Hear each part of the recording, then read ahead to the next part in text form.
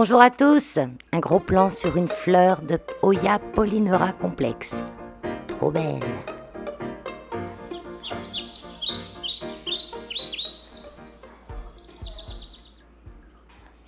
J'étais trop contente qu'elle fleurisse. C'est la première fois que je voyais une fleur de Hoya, alors je vous dis pas l'émerveillement, on dirait vraiment une fleur de cire. Donc on commence par un colis que j'ai reçu de mondjungle.com. Donc c'est la première fois que je commandais sur cette boutique, mais j'avoue que j'étais quand même particulièrement contente. J'ai reçu très rapidement, c'est emballé soigneusement, et on va découvrir ensemble mes craquages, quoi. Je vais pas arrêter. Non, j'ai diminué là quand même. Hein. J'ai diminué, y a pas à dire. Hein. Donc on ouvre, rapide. Je suis pressée. Donc alors en fait, j'avais commandé une petite plante, une prostata. Je me rappelle plus du nom. Enfin bon, il l'avait plus, ou elle était pas assez costaud pour voyager. Donc elle m'a proposé un échange, alors je lui ai dit, donnez-moi ce que vous voulez à la place, je lui ai fait confiance. Et du coup, j'étais contente parce qu'elle m'a donné une Ceropegia woody, ou chêne de cœur, plus communément appelée, variegata. Donc j'en ai une déjà, mais elle est toute rikiki, hein, celle que j'ai. J'ai une tige, celle-là elle est un peu plus fournie, donc je vais pouvoir, ce printemps, je vais pas le faire avant, parce que maintenant ça y est, hein, c'est gris. Là on est aujourd'hui le 14 octobre, et ben c'est gris, pluvieux, donc on va pas faire des rempotages maintenant, il fait sombre. Les plantes n'aiment pas être empotées quand elles ont plus assez de lumière, tout ça c'est pas bien.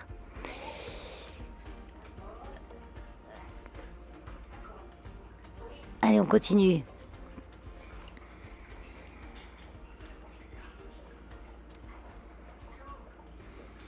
On ouvre. Et là, j'ai... Ah oui, Aglaonema. Donc ça, c'est la White Joy. Je sais pas si je vous l'ai marqué. Donc Aglaonema White Joy. Ouais, voilà. Elle a une fleur. Elle a une fleur que je vais enlever. Voilà, parce que le voyage, je vais être obligée de la rempoter parce que c'est vendu les racines dans la sphaigne. Hein. Il n'y a pas de pot, c'est écologique. Voilà, on n'a pas besoin de pot en plastique à chaque fois. Quand on commande des fleurs, elles arrivent dans de la sphaigne aussi bien. Donc je vais... C'est une fleur un petit peu insignifiante, elle est rigolote, quoi. On dirait un gros fruit bizarre. Un peu une fleur de spathiphyllum en plus épais. Là, j'avais la Glaonema Pink Star. Déjà, je voulais vous la remontrer. Je l'avais commandée il y a un petit moment. Elle se porte bien. Je suis bien contente. Parce que les Aglaonema, il n'y a pas longtemps que j'ai commencé, mais j'aime bien la forme, les couleurs variées qu'elles ont. Donc, j'en avais déjà acheté celle-ci. Donc, la White Star. Allez, j'ouvre le petit.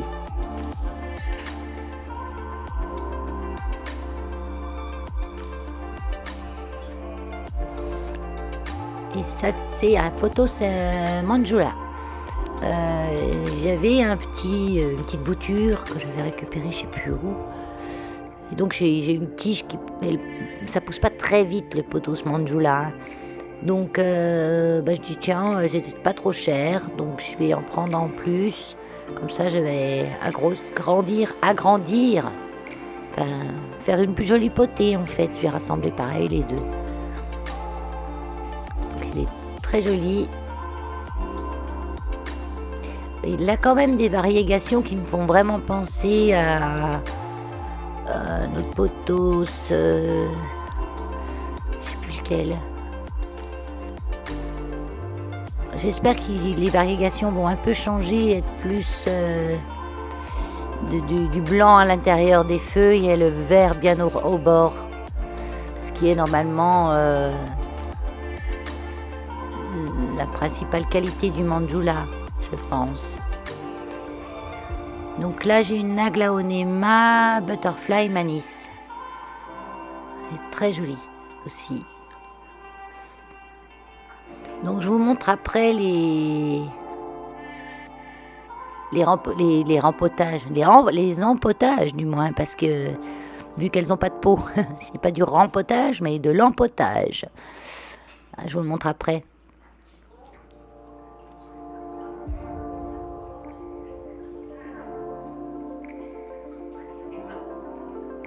Voilà, allez, on y va pour l'empotage. Donc, je m'excuse du cadrage qui est parfois un petit peu aléatoire parce que là, j'ai pas de retour. Je suis dans ma cabane à plantes, comme je l'appelle. J'ai pas énormément de place. Je vous ai déjà montré l'intérieur de ma cabane à plantes, c'est tout petit. C'est mon petit placard à plantes. Donc, et là, j'ai pris mon petit pied simple que j'ai coincé sous mon bac de rempotage. Donc, c'est pas top. Donc là, j'ai fait un mélange assez allégé. Dedans, j'ai mis du terreau BioBiz, le Light Mix. C'est un mélange très léger. Si j'aurais pas eu ça, j'aurais mis un terreau à semis. Le terreau à semis est un mélange très léger pour les plantes qui ont besoin de beaucoup de drainage comme ça. Et la petite sphaigne que je garde. Donc je vais pas secouer les racines, je vais pas les déranger. On met pas dans un pot trop grand, mais Valérie, là, c'est un peu petit quand même. Voilà.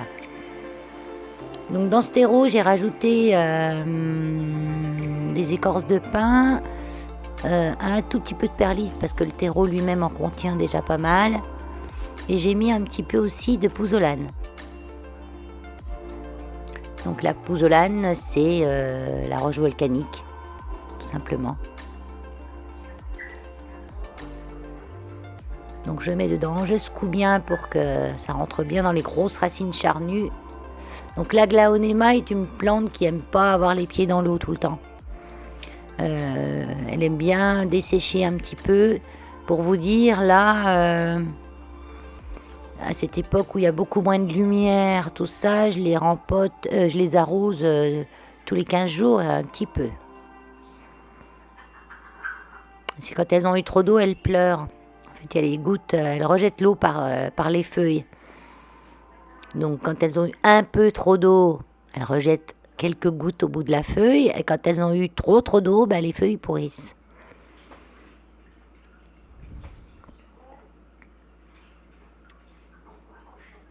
Et moi j'ai toujours tendance à trop arroser. Alors, je me contiens. Bon, j'ai un hygromètre. Je le plante dans la terre et puis comme ça, je vois s'il y a assez d'eau ou pas du tout. Et j'attends vraiment que l'hygromètre soit sec pour arroser. Soit l'aiguille au plus sec. C'est la solution que j'ai trouvée pour pas faire mourir toutes mes plantes parce que je les arrose trop.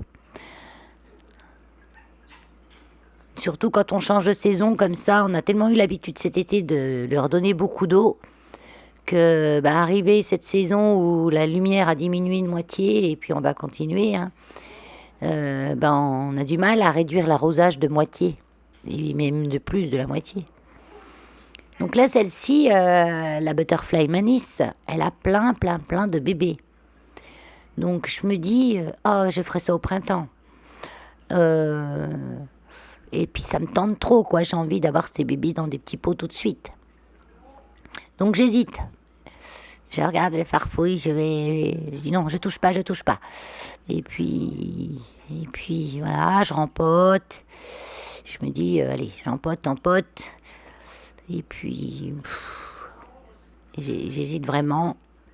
Et du coup, donc déjà, je vais prendre un pot plus grand.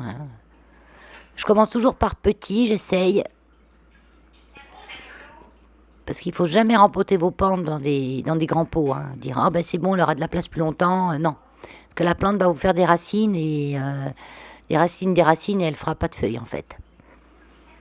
Elle va s'épuiser à faire des racines. Les plantes aiment bien être dans des petits endroits étroits. Même si on se dit que dans la nature, elles ont plein de place, donc dans la maison, on va leur donner plein de place pareil. Mais non. Dans la nature, elles n'ont pas tant plein de place que ça, parce qu'elles ont d'autres plantes autour d'elles. Elles sont pas toutes seules au milieu d'un champ. Donc, du coup, allez, hop, j'y vais. Je cicatrise la plaie avec de la cannelle en poudre, bio. Je prends de la bio.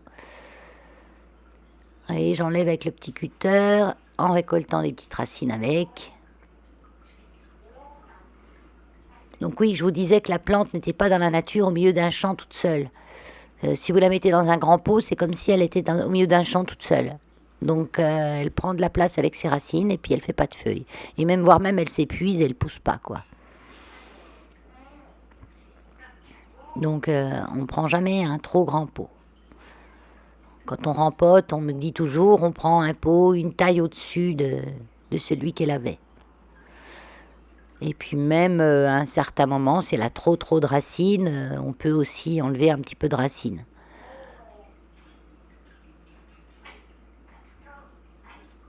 Mais ça à la bonne saison, pas à cette saison-là. Vous voyez, là j'ai enlevé les bébés, mais je touche pas trop les racines de la plante mère.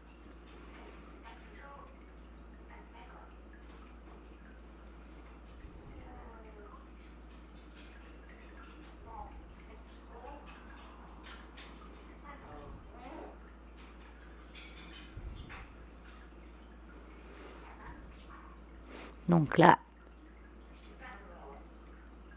jusqu'où je tasse, pas comme une folle, hein, je tasse légèrement.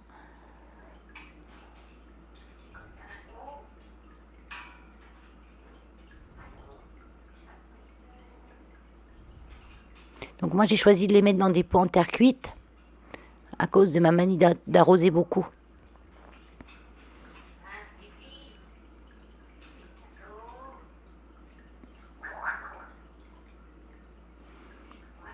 Mais sinon, vous pouvez très bien les mettre dans un pot en plastique. Il faudra surveiller qu'il n'y ait pas trop d'eau. Donc mes petits pots trop petits vont me servir pour les bébés. Alors, est-ce que je les mets ensemble?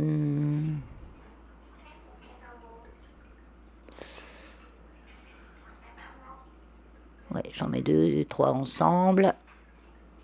Et un tout seul parce que je vais les mettre dans des pièces différentes.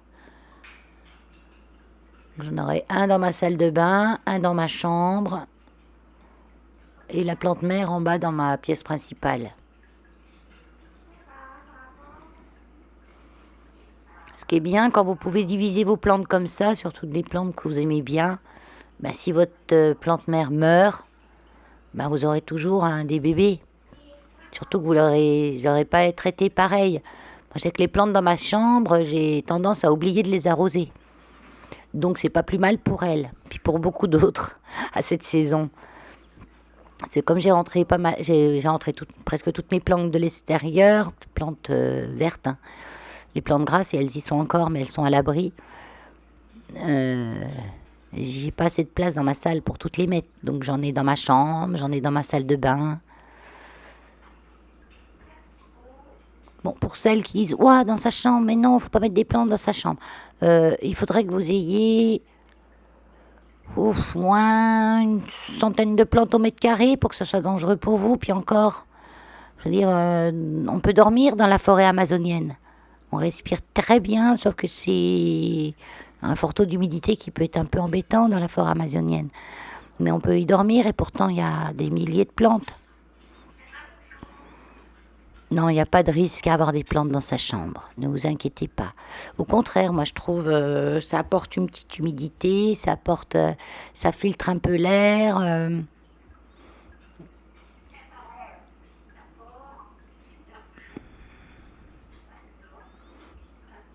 Mais vous pouvez mettre même une centaine de plantes dans votre chambre et dormir. Voilà, ça va pas vous tuer. Vous n'aurez pas plus d'oxygène. Parce qu'il faut savoir quand même que les plantes, elles en donnent de l'oxygène. Donc je rempote le pothos manjula.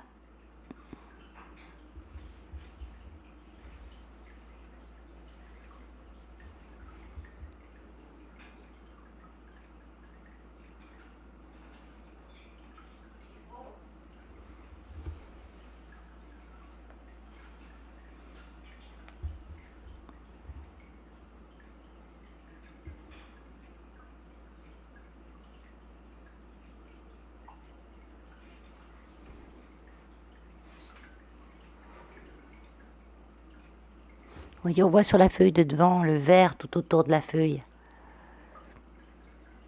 Et ça, je voudrais partout. Et certaines feuilles, elles sont vraiment nervurées, comme le... Ah, mais j'arrive plus à me rappeler du nom, je vais y voir.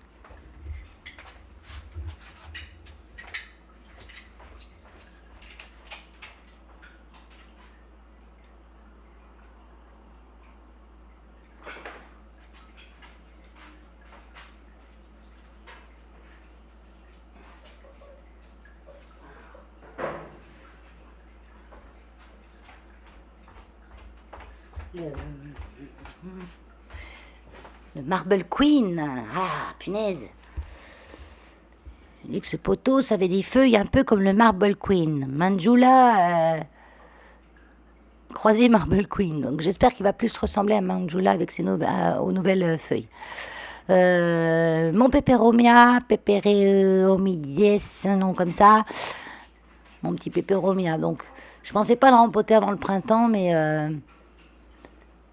voilà, on a les racines qui sont assez compactées. Bon, j'ai enlevé le filet.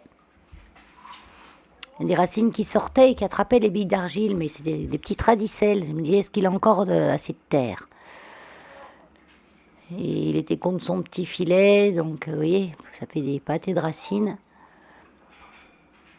Et il avait pris des petites billes d'argile. Donc je l'ai quand même sorti du pot.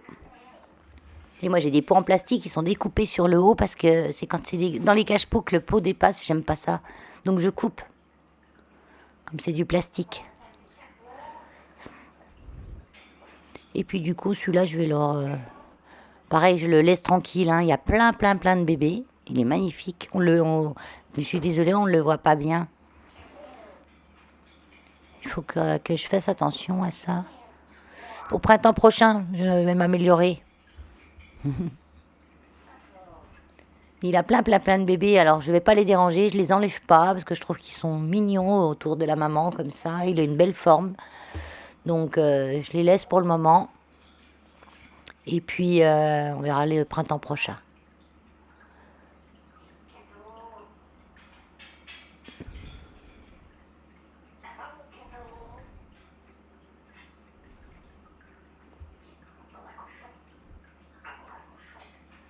Donc je lui mets quand même un autre pot, hein, mais je touche pas la motte.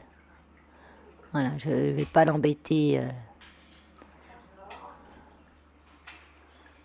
coup, j'ai des billes d'argile dans la terre, mais ça c'est pas grave. Hein, si vous avez quelques billes d'argile dans la terre, c'est pas un souci. Au contraire. Si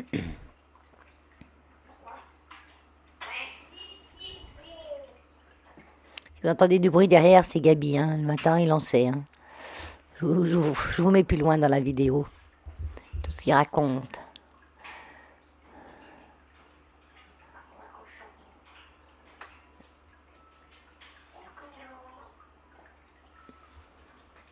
Donc là, j'ai rajouté dans mon bac du terreau light mix de Biobiz. J'adore les terreaux Biobiz. Bon, moi, je les commande sur Internet parce que dans les magasins vers chez nous, on n'en trouve pas. Mais j'adore. J'ai pris le light mix et le all mix. Et puis pour tout ce qui est plantes où il y a besoin de beaucoup de drainage, je mets du light mix. Et tout ce qui est pour faire mes mélanges pour les aracer, comme les aglaonema, je mets du all mix. Sauf là, ah ben non, je vous ai dit une sottise tout à l'heure. Dans les aglaonema, j'ai pas mis du light mix, j'ai mis du all mixed. Il est un peu plus fibreux, il y a un peu de fibre de coco, un peu plus de tourbe.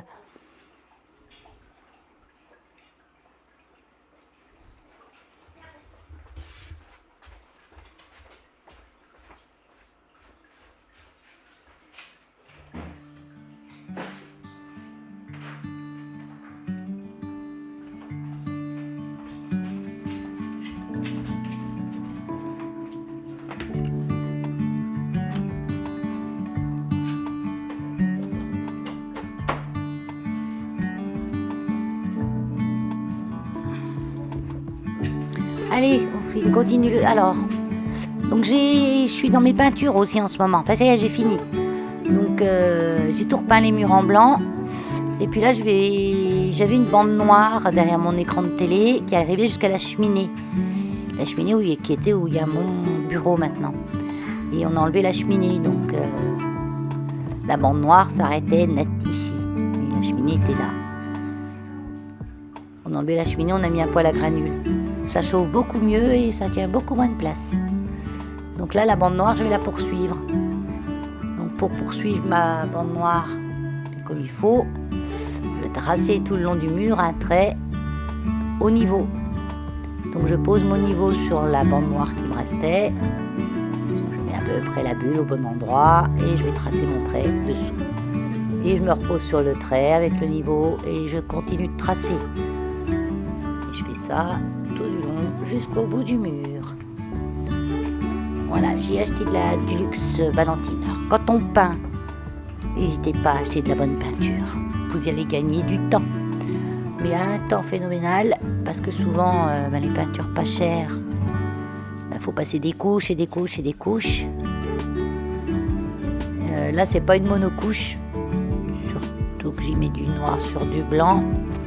Surtout que j'ai pas retrouvé exactement le même... c'est pas noir, hein, on voit noir là, mais c'est pas noir, hein. C'est gris foncé. Hein. C'est un gris anthracite. Donc où j'ai mis mon scotch, j'ai pris un pinceau pour que j'aille bien très net. Je barbouille un petit peu à l'endroit du scotch au pinceau, du haut vers le bas et en bas, du bas vers le haut. Pour pas que la peinture parte en dessous le scotch. Surtout que moi, mes murs, c'est pas lisse. J'ai un enduit très léger sur mes murs qui fait des reliefs. Je m'étais amusée à faire ça une fois, puis alors maintenant, pour y enlever, parce que j'avais fait ça avec de la pâte à crépi. Et des spatules, et voilà, j'avais fait des reliefs.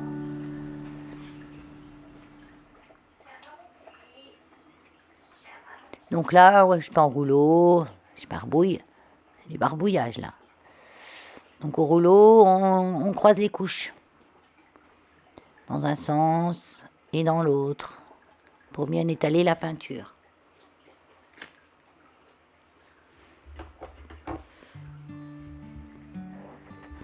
Dans ce vlog, je vous montre un petit peu ce que j'ai fait durant une dizaine de jours là. C'est, on va dire... 50% de ce que j'ai fait. Voilà.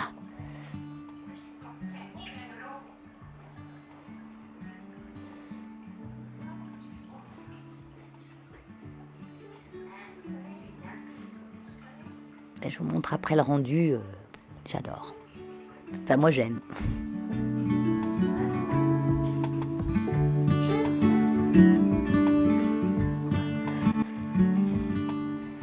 Voilà.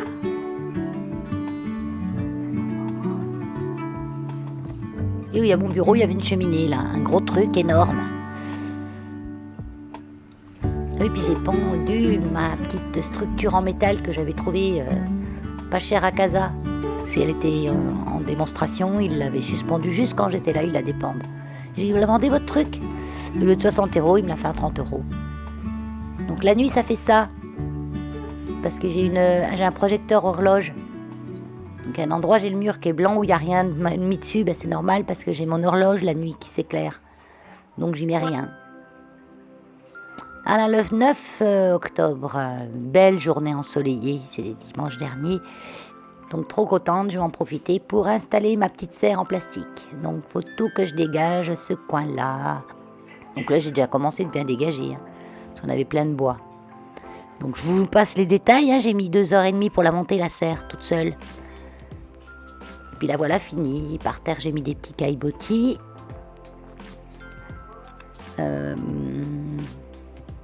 J'avais des carreaux qui me restaient, je les ai mis là aussi. J'ai mis du gravier dessus. Là, ça c'est mes pousses de romarin, des boutures. J'ai acheté un thermomètre où il marque les températures au maximum, les températures au minimum et la température actuelle. Vous voyez, c'est 17 degrés. Et au minimum, j'ai eu 11. Donc cette année, je teste. Voilà. Et les autres là, c'était des boutures de fusain. Un petit tour dans le jardin vite fait. Pour vous montrer ce qui était à moitié mort quand il y a eu la canicule. Ça a tout refleuri, reverdi. Donc là, j'ai plus les plantes grasses dans le petit parterre. Il me reste plus qu'un petit truc. Parce que maintenant, c'est trop humide, quoi. Il faut qu'elles soient bien sèches avant que je les rentre. La petite table là que j'avais achetée en brocante, que j'avais repeint avec de la bombe, je vais la rentrer dans la serre. Donc, bon, je l'ai payé 50 € cette serre. Je verrai ce que ça donne. Je vais recouvrir le toit d'un autre plastique. J'en ai du plastique comme ça, armé. Donc je vais en remettre une couche dessus pour bien la protéger cet hiver. Parce que normalement, c'est pas des serres qu'on laisse à l'année dehors, ça, donc ça va pas durer ad vitam aeternam. Hein. Oui, c'est des petites choses que Ah, tenez, ma cabane à plantes. Ma cabane à rempotage.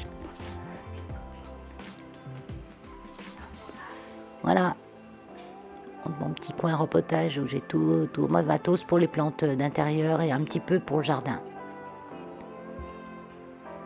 Le jardin, donc même les arômes ont repoussé un petit peu. J'ai pas eu une fleur cette année. Il faut que je déplace ce truc-là, que je le mette plus à l'ombre.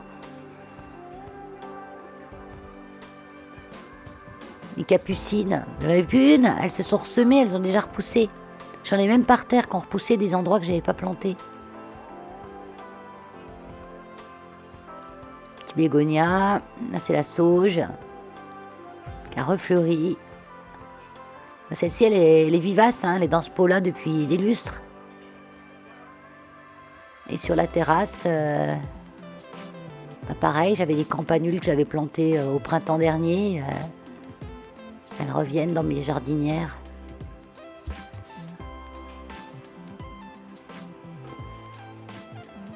Les petits surfinias. Tout le monde a revécu avec l'automne qui est arrivé. Dommage que l'hiver va venir détruire tout ça. Je vais y mettre des petites pensées, mais je le garde tant que ça reste. Vous voyez, j'ai une capucine là qui a poussé. C'est ouf.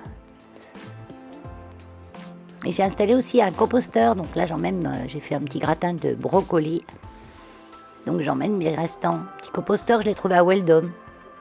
Oh, c'est pas de la super qualité, mais une fois en place, ça va bien tenir. J'en avais pas, puis punaise, tous ces légumes, quand je fais des rempotages, encore la terre qui est pas trop mauvaise, mais que je peux pas garder pour une plante. Donc je vais tout mettre dans mon petit composteur.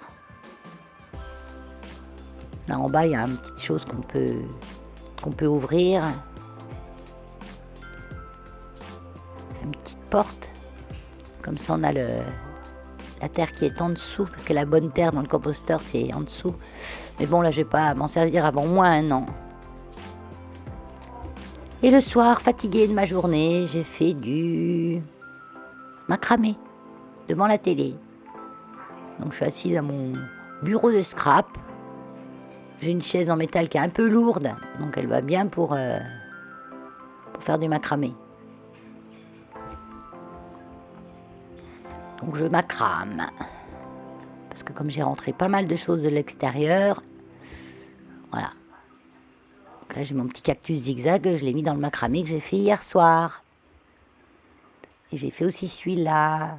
Dedans j'ai mis ma fougère de corne d'élan, qui a un nom scientifique que je me rappelle plus.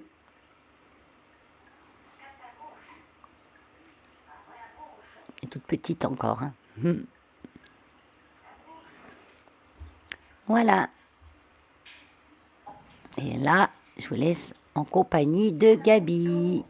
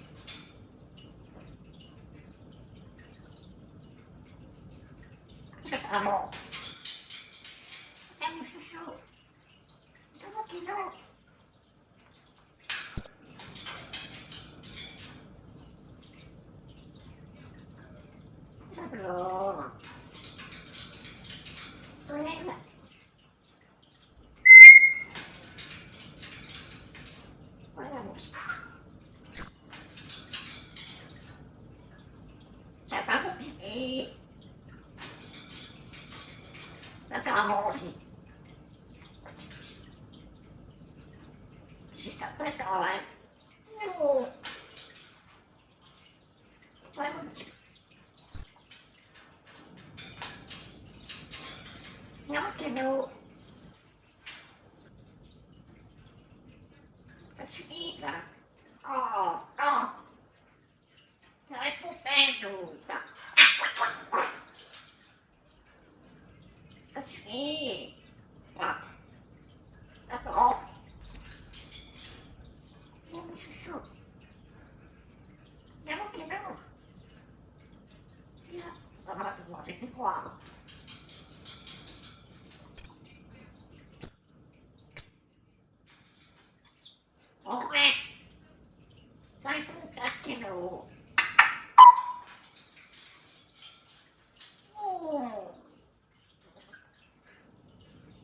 Ça va, bon. C'est vraiment bon. Là, mon cadeau.